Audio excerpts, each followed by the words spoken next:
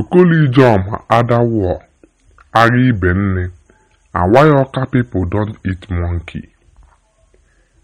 Okolijom was a 19th century merchant warlord of the Aro settlement of Ndi in today's Anambra state. He was notorious for his recruitment of the militaristic Ada people of the Cross River area for wars against his enemies or for the services of those who paid him. He was the grandson of Ike who founded Ndi in the 18th century. Ike sometimes Ike Ufere or Uvere, was born in the Awka, notably an Mburichi. Ike was a child with noble Ichi marks. Ike came from the family of Ezeoshie. The name Ike appears to be a contraction of Ike Melion, meaning strength does not conquer death. In one account, Ike was kidnapped by the Amantogu and later bought by a wealthy Aro woman named Awka, who took him as a son and carried out the necessary rites to take him out of slavery.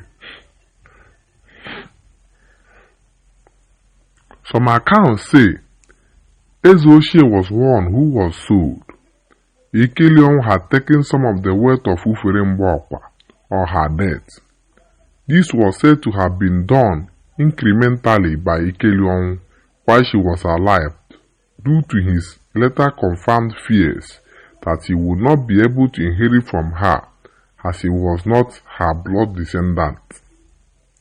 Other accounts say a merchant warlord named Awka was the enslaver of Ike. Ike established his own lineage of Ndi in the territory of the Omowo. Similar to other Aro settlements in the north-central Igbo area, particularly the Ndeni cluster of Aro settlements under the founding Mazeni. Aro settlements were trading as slave springboards into other areas. The Aro infiltrated communities through allies, marriage, ties, and trading. Ike later helped Awka with a drawn-out war started with Amantog over his kidnapping and was able to use the newly introduced gun from Arochukwu to Awka's victory. The Aro were the main introducers of guns from Europeans and middlemen at the coast to Igbo communities in the interior in the 18th century. Prior to the slave trade, the Igbo area was dominated by ritual specialists, often itinerant blacksmiths from centers such as Umre, Nkwere, Awka, and Abreba. As the slave trade intensified, in came the era of the merchant lords as major players in the oracular network. Ritual specialists like the Aro turned ritual networks into slave trading routes. Aro colonies bolstered their populations by absorbing refugees and other migrants from neighboring communities. Many Aro colonies were founded or dominated by originally non-Aro people such as Ndi Ike.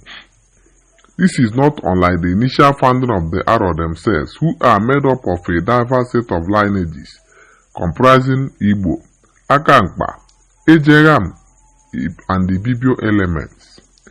The Aro also had non-Igbo allies such as the Ika people of present-day Akwa Ibom. Ike has several sons, one of them named Ijoma. Ijoma went on to have a son named Okoli, an expansionist. Okoli was the warlord who hired the Ada to attack Awka sometime around the 1880s and 1890s.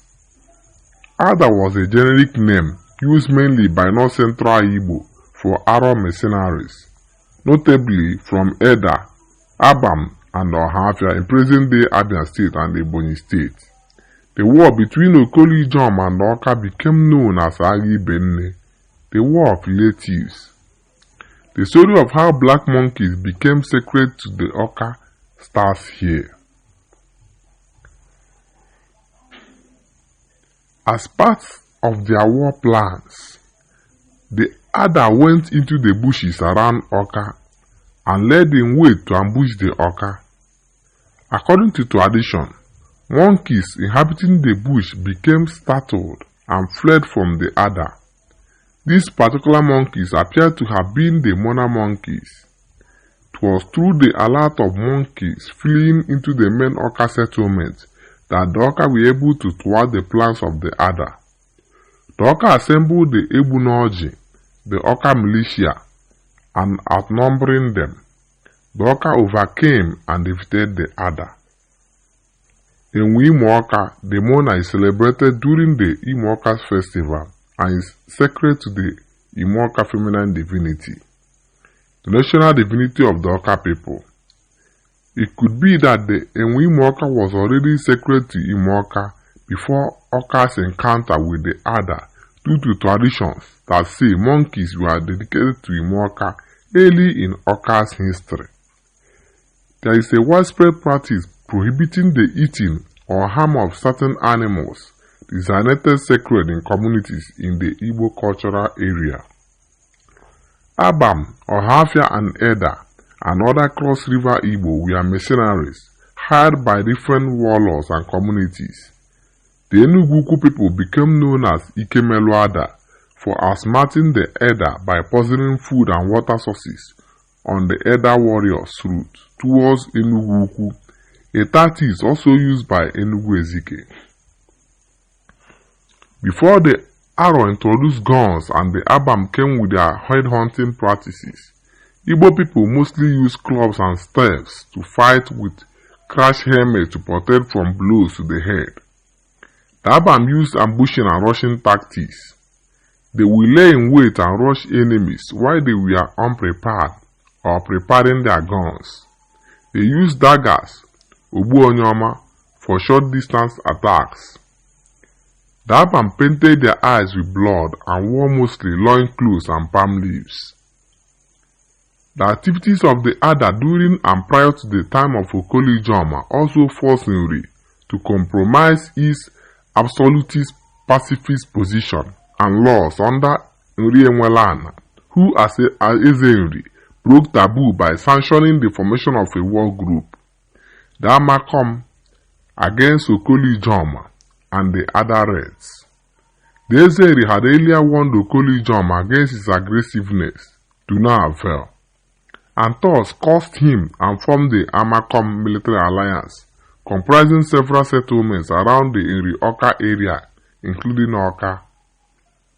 These turbulent times contributed to the estimated number of over 1 million Igbo people being sold and taken over the Atlantic by Europeans, and to British colonies like Barbados, Jamaica, and before the 1770s, Virginia in particular.